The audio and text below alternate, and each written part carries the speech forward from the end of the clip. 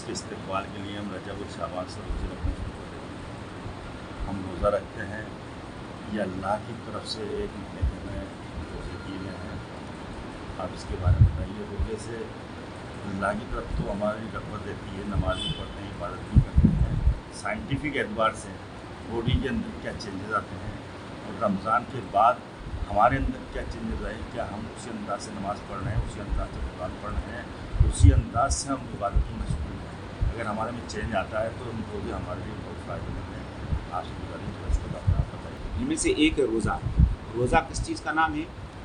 ہم جانتے ہیں اللہ نے قرآن مجید کے اندر باقاعدہ حکم دیا، سورہ بقرہ کی آیت نمبر 183 ہے کہ ایمان والو ہم نے تم پر روزہ فرض کیا ہے، اس طرح پہلے بھی فرض کیا تھا، لعلکم تتقون، کہ تمہارے اندر تقوی کی صفت پیدا ہو جائے۔ اور روزہ کس چیز کا نام ہے؟ ہم سب جانتے ہیں کہ روزہ اس بات کا نام ہے کہ صبح 7 بجے سے لے کر شام تک غروب آفتاب تک کھانا پینا جائز طریقے سے جو اپنی خواہش پوری کر سکتے تو اس پر پابندی لگانے کا نام روزہ ہے۔ تو اب ایک تو اللہ نے یہ کہا کہ روزہ فرض ہے، تو تمام ہمارے ایمان والوں کو روزہ پوری دلی سے کرنا چاہیے۔ نوجوانوں سے خاص طور سے کہنا ہے کہ روزے کے سلسلے میں ذرا برابر کوتاہی نہیں، یہ اللہ کا حکم ہے، اسی لیے کہا گیا کہ روزہ رکھا جائے اللہ کا حکم اور ثواب کی امید پر۔ سب سے بنیادی چیز تو یہ ہے۔ اور وَأَن تَصُومُوا خَيْرٌ لَكُمْ إِن كُنتُمْ تَعْلَمُونَ، اور اللہ نے آگے چل کے فرمایا کہ روزہ رکھو گے تمہارے لیے بہتر ایک علم ہو جائے۔ اب علم کے معنی سائنسی اعتبار سے، یہ میڈیکل سائنس کے ساتھ جو فائدے حاصل ہو رہے ہیں بے شمار، طبی اعتبار سے اس کی تمام اس پہ ریسرچ آ چکی ہے، کتنے سے باڈی کے اندر جو چینجز ہوتے ہیں اس فائدہ ہوتا ہے، یہ تو ملے گا۔ لیکن یاد رکھیے کہ ہم کو روزہ اس لیے رکھنا چاہیے کہ اللہ کا حکم ہے اور اللہ نے اس کا ہم کو ثواب کا وعدہ کیا ہے۔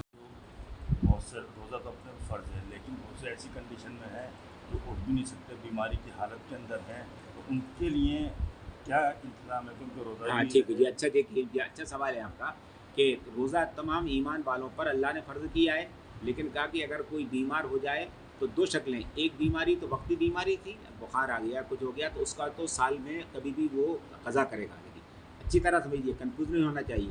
ایک بیماری جو تھی وقتی طور سے 3 دن کا بخار آ گیا، کوئی بات ہو گئی، تو اس کے لیے عدۃ من ایام اخر، سال میں کبھی بھی اتنے دن کی قضا کرنا چاہیے۔ لیکن جیسا کہ آپ نے سوال کیا، اگر خدا نخواستہ ایسی بیماری لگ گئی ہے کہ اب وہ زندگی کے ساتھ جانے والی ہے تو اس کے لیے شریعت علی الذین یطیقونہ فدیۃ طعام مسکین، قرآن نے کہا کہ ایسے لوگ جو روزہ نہیں رکھ سکتے ہیں اور روزہ رکھنے میں بڑی پریشانی ہو، خدا نخواستہ شوگر کے پیشنٹ ہے، ہارٹ پیشنٹ ہے، تو ان کے لیے فدیہ کیا گیا۔